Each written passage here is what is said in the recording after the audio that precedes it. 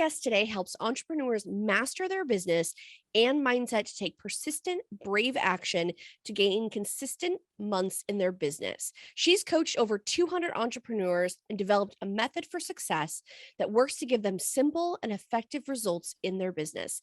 Please welcome Josie May. How are you? I am great. So good to be here. Thanks for inviting me. I feel like this is a topic that so many of us struggle with, but not very many people talk about it because it's one of those things where people don't really want to talk about the struggles. But I think the more that we talk about it, the more that people know that all of us struggle with it, the more we feel better about it. So I want to dive in on that specific topic because where do most business owners struggle with their mindsets? So most business owners struggle. Well, I work with a lot of women, and I find with women, a big thing is confidence, is like really feeling that they can do this. I think so many women underestimate themselves. I see it less so in men, but I don't want to be completely sexist. But that's what I see, less so in men. But I think just like, I think there's like an inner knowing they can do it, and then a fear that they can't, that kind of can override action. And at the end of the day, to be successful in business, you've got to take action. You've got to be brave. You've got to put yourself out there, and it's scary. And your mindset has got to be in the right place to do that. And if you're feeling terrified, or you're feeling like you can't do it, or that it's not going to go well, it's a lot harder to put yourself out there. Where have you found that starts from? Like, because I know a lot of women, like you mentioned, we struggle with that sort of thing. Where do you think that starts from? I think we're just growing up, even if you look at society and school, we have to be pretty, and we have to be a good girl and quiet, and have to be like, there's so much emphasis on us kind of being the good girl, getting things right, looking right, and doing things right, and being almost a bit quiet. And men can be confident, and boys, I have two boys myself, and we encourage them to show off all their skills and everything. But I think with girls, it's like, be a bit quieter, quiet down, and I don't actually have girls, but that's kind of what I know, what I've seen growing up myself. And so when it comes to putting ourselves out there and saying, look what I've got to offer, and it is brilliant, it goes against what we used to. We used to not blowing our own trumpet in that way. We're used to kind of being a little bit quieter and a bit humble. But when it comes to business, you have to blow the trumpet of your business. And often we are the face of our business. Not always, but people sell. We buy people buy people. So whatever it is that you're selling, the best way to sell it is through people. And, even big businesses that don't have a face use big actors, or they use influencers to sell their goods, because we buy people. And so I think having a business, we often see, and I know that when I first started out, I was like, oh my gosh, I've got to show my face, talk on video. And, what are people going to think of me? What if I get it wrong? What if I mess up? What if I fumble over my words? And so that can hold a lot of people back. And I know it definitely held me back a little bit in the beginning, for sure. I think that's the same thing with me too. It's like it's so hard to hold that camera out and hit record or go live. And you just have to know that like, you're gonna make mistakes. Like, it just happens. And I think that is really like a really important trait that you mentioned is I really want to chat about like the bravery aspect and the courage, and how do you get that to hit record and go for it, or go live, or be like, I am going to put myself out there, even though I'm not as confident in myself. There's things about myself that I would change. What are your thoughts on bravery? Oh, my favorite thing to talk about. So the thing with being brave is it's a muscle that you can build. So, like, remember when you started your business, how scary it was? I don't know about you, but I had to leave a well-paid job and kind of go all out there. That was my first big brave step in business, like leaving my job. And, we have to continue to do that, continue to be brave and take these steps. And it's a muscle you build. And you'll notice that as you're in business a bit longer, you get a bit better at it. You're a bit more of a risk taker. You're a bit more brave. You put yourself out there more. And I think for people starting out, or for people even into the journey but want to be braver, know that you will get braver over time. And there's things you can do to get braver. So one is to commit to doing it. Make the commitment, like, yes, this is scary. There's a great book called Feel the Fear, do it anyway. And make a commitment first, decide what it is that you're going to do. So for example, one thing that I hear a lot with people that do social media marketing, they're terrified to go on live video. That's like the scariest thing, like, oh, live video, people will see me and I won't be able to delete. And so I think that's a real big one for a lot of people. And I can understand, I certainly, when I started out in business, was terrified of going live. And if I haven't done it for a while, I still get nervous. I still get like, oh, I've got to go live. I've not been on for a while. It's a bit scary. So one of these is to make the commitment. So for example, if it was going live on video, you make the commitment, I am going to go live on video, and you set a date for it. So you're like, I'm going to do it. So it might be today. The sooner you can do it, the better. If you're going to be brave, the sooner you can do it. If it's a difficult conversation, sooner you can have that conversation, the better. Because otherwise it's going to get, the demon gets bigger and bigger and bigger than it actually is. The second thing is accountability. Like, tell someone that you're going to do it and ask them to keep you accountable. So that could be a business partner, it could be a friend, a biz bestie, a coach, a mastermind partner, anyone who is going to keep you accountable and cheer you on and support you to do it. And then you've just got to do it, really. You've just got to do it. And I wish there was an easy way, but it's just, you've got to take the leap. I wish there was a nice little blanket we could put out that you could see before you took the leap, but there isn't. You just got to take the leap and trust it's there. And the more you do it, the better you get, for sure. I was just going to say that. I think it's like, okay, scheduling when you're going to do it the first time, but then scheduling a follow-up, because depending on how the first time went, you might be like, I'm terrified, I'm never doing that again. Or you're like, okay, that wasn't so bad. But either way, knowing that you have a date for the next one, I think is important, because then that forces you to be brave again. And you just, the more you do it, the better you get. And if you can try and do something brave every day, you really get into the notion of being brave. The more you do it, the better you get. So if you can say, okay, this week I'm going to be brave every day. So one day it might be going live on video, and the next day it might be reaching out to a potential investor or a potential client or customer. The next day it might be having a difficult conversation with someone. The next day it might be setting a boundary that is scary to set for you, whatever it is. But if you're doing it every day, you get a bit more confident in yourself. You're like, oh, I can do this. And then the more you do it, the easier it gets. Still difficult. Bravery is something that I talk about a lot in my business, in my coaching. And yet still 5 years down the line, I get scared. Of course I do, because the bigger our goals, the more we want to stretch, the more we want to scale our business, then the more we're going to have to step into that next level of us, which requires us to be brave. What's the best way that you think an entrepreneur can create this huge growth in their business? I mean, definitely being brave, being courageous, but is there other ways where you're like, this would be something that connects with bravery that is like so important?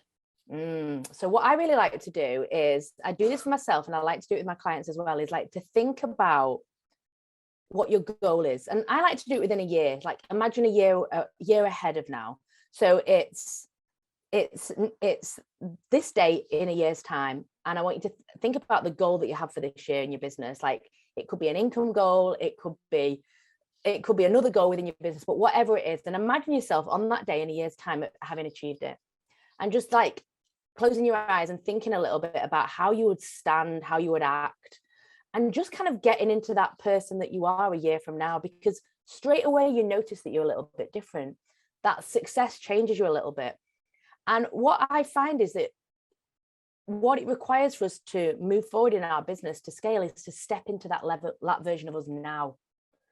So for me, often that version of me is a lot more confident, talking about my offers without fear about what people think. Share it in a way that I know it's incredible, because it is. And being able to do that, standing a bit taller, wearing different clothes, like what you wear impacts the way you feel, for sure. And so if you're in your sweats all day at home in your business, I understand, I've done it myself, but it doesn't promote success. I think when you're just lounging around, it kind of gives us a feeling of relaxed. But if you put on power clothes, they can still be comfortable, but clothes that make you feel empowered. I know for me, if I put some makeup on, I always feel better. Do my hair, get ready as if I'm going to be going into a really important meeting, then it makes a massive difference in the way I show up for myself and my business. You're much more likely to want to be visible. You're much more likely to want to have a conversation with someone because you're feeling good. And so it's like stepping into that version of you right now, even before it's happened, speaking with the same confidence as that version of you, sharing your offers in the way that version of you would too. And it just shifts your whole energy, shifts the way you feel about yourself and your business. It's so interesting because I talk to so many clients, and I know that you do too. And it's like we as women sometimes sell ourselves short on our offers. We, discount the price, which I don't ever think is a good idea. What are some tips or suggestions if someone is looking to build more confidence when they're talking about, off what their business has to offer? Yeah. So if I'm ever feeling a bit funky about my offers or feeling a bit inconfident, or any of my clients are, I say, okay, let's switch the energy. And so I'll say, write down 20 reasons why your offer is incredible, why it is the absolute perfect result or the answer to your potential client or customer's problem. Like, what's it going to do? What's it going to solve? How's it going to change things? Why is it amazing? And write them all out and get into the energy of that. And the thing is, once you get into that, you start to feel like, yes, it is good. And so that shifts the energy straight away. It's a really easy exercise and it can shift your energy straight away. And it's really important that you focus on why what you've got to offer is incredible.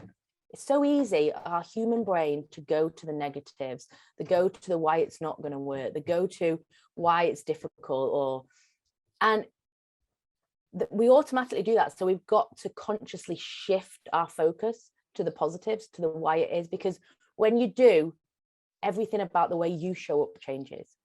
Because the truth is, nobody buys from someone who's not confident about what they offer. We don't want to buy something when the person selling us doesn't seem very confident about it, do we? It's like, no, thank you. We want to follow somebody who is sure in what they've got to offer.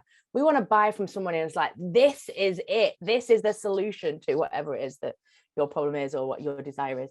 And so we can shift into that energy at any point. It's just a decision and it's a way we think. And so it's just kind of being really conscious about our thoughts and be conscious about what we're focusing on. Are we focusing on the negatives or are we focusing on all the opportunities and the good stuff? Now, I know that you mentioned earlier when you were talking about, people leaving their previous job, like both of us left really good jobs and we're like, okay, here we go. Hope this works out, Yeah. So if somebody is listening to this podcast and they are like, I gotta go, like I'm not happy in my job. I know that I can make what I'm working on, I can make it work. What are some suggestions for them on how to create that consistent monthly income? Because I know that's a big one for a lot of people. There's, the fear of, can I do it? Okay, so we've gotten over that because we're going to be brave. We're going to take these next steps. But what do you think is a way to, start to create that consistent income? Connect, network, have conversations with people. And it's the bit that everyone resists because you've got to put yourself out there. You've got to be vulnerable. You've got to face rejection, that somebody doesn't even want to have a coffee with you, and it happens. And so there's that hustle that goes on. And I know there's a lot of negative that goes into the word hustle nowadays. And, I'm not talking about burning out. I'm talking about in the beginning, like they say, a rocket takes 80% of its fuel to take off. It's the same with a business. You've got to get the wheels going in the beginning. And that requires you doing the work until you get into a bit of a part where it starts working a little bit for you. Your audience can grow a little bit more naturally over time. But in the beginning, it's all you, baby. You've got to go, go, go, go, go. And so my advice is to network. You can do online networking. You can join groups. If you're on social media, be social. Don't just go on there to consume. Don't just go on them to just sell. Go and market your business, but also be social, connect with people, like have real connections. And like, don't go in there with like, I want to sell to everyone. That doesn't work. at all. It's going in and making those connections. And you'll find that as your network grows, then more people are going to buy from you. But it does take some effort. It does take a little bit of, but if this is the step from leaving your corporate job or 9 to 5 or whatever job you've got into doing your own thing, it is worth it. It is worth that little push in the beginning, that effort to move things, and you'll be glad you did, for sure. There's a saying, and I'm probably gonna horribly butcher it, but somebody said something about like you have to tell people that you have something to sell, or some variation of that. But I just thought, how funny is it that we oftentimes don't talk about what we have to sell? Like, it's just one of those things that just kind of like, I don't know. Maybe it's because we don't feel like it's good enough, or we're just not used to talking about ourselves. Because again, I think that comes back to when we're younger of like, we need to be on the quieter side and things like that. So we Yeah. don't really talk about all the crazy cool things that we're doing. But what are some other tips for confidence when we're like, okay, we're going to get out, we're going to talk to people? Like, what are your thoughts about that? Well, one again is feel the fear and do it anyway. Like if you're going into a networking meeting, either an online one or an in-person one, or just a group of people, make a commitment. I am going to go and speak to 3 people, or I'm going to go and speak to 10 people, or whatever, and just do it. And yes, it's scary, but once you've done it, it's going to take the pressure off a little bit. The other thing is to talk about your business, what you're offering. You've got to get good at talking about what you're offering. And I always say to my clients, you sell every day. Like you sell every day. And so don't just go on social media and give loads of value and loads of good stuff and then not ask for the sale. Like, we are a business. Apple do not apologize for marketing iPhones. Why, as small businesses, do we feel icky about saying, and hey, I've got this to sell, or reach out to me if you want to buy this, or this is incredible? That's what we're there for. If you just went on social media or just went on whatever and you were just selling all the time, people get a bit bored with it. But if you're giving value as well as that selling, then people are going to keep coming back and coming back and coming back. So I also say get into the rhythm of selling every day, get into the rhythm of putting out your offer every single day. And once you start doing that, it takes off the pressure a little bit as well, because you get used to it. It just becomes a habit. Absolutely. Now, one thing that I always ask all my guests is what's one piece of advice? And we've covered so many like amazing things. I'm just going to try to eke one more out of you because this is such a good conversation. What's one piece of advice that you would give to a small business owner that is struggling with overwhelm? Keep going. And we all just keep going. Like, I promise you, if you keep going and you have your goal in mind and you continue to keep moving forward in the direction of your goal, you are gonna have success in your business. You can keep doing it. You can get down and fall and get back up and keep going, because we all fall down. Business is a roller coaster.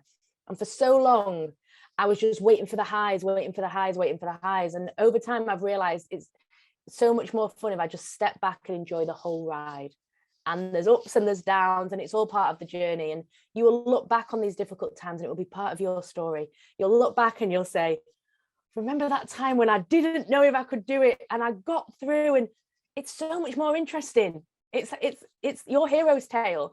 And so just know that this moment that you're in, where you're feeling overwhelmed and it's difficult, it will pass. The good times will come, and then the bad times will come again. And it's a bit of a roller coaster. But on the whole, you're going upwards at all times. So keep on going. I always say, like, when I'm in the middle of like a negative thing and I'm like, whoo, this is really testing me. I'm like, okay, this is going to make a really good chapter in my future book. Just that's what it is. We're going to close that chapter and move on, because you're so right. It is ups and downs, but the good stuff always outweighs the bad. You've just got to get through the bad stuff. So For sure. it's like, this conversation has been amazing. Tell me where people can find you, because if people are like, yes, I am connecting with her, I need to work with her, because I definitely am lacking like in the bravery department, where can people find you to work with you? I hang out mostly on Instagram, and I'm _Josie_May. And my website is www.josie-may.com. Perfect. I will make sure that we link that in the show notes so everybody can find it quick and easy. Thank you so much for spending time with me. I know we're in different time zones, so we made it work, but thank you so much for being here. I really appreciate it. Oh, my pleasure. It's been wonderful. Thank you.